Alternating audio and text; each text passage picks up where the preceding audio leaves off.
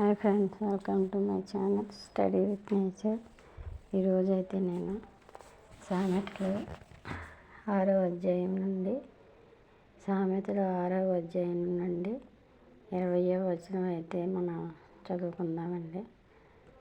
సామెతలు 6వ అధ్యాయము 20వ వచనం. నా కుమారుడా, నీ తండ్రి ఆజ్ఞను గైకొనుము, నీ తల్లి ఉపదేశమును త్రోసివేయకుము. నా కుమారుడా, నీ తండ్రి ఆజ్ఞను గైకొనుము, నీ తల్లి ఉపదేశమును త్రోసివేయకుము. ఓకేనండి. ఈ వాక్యము ఈరోజు అంతటిలో మనందరికీ తోడుగా ఉండనుగాక. ఓకే ఫ్రెండ్స్, నా ఛానల్ సబ్స్క్రైబ్ చేసి నన్ను సపోర్ట్ చేస్తున్న ప్రతి ఒక్కరికి థ్యాంక్ యూ అండి.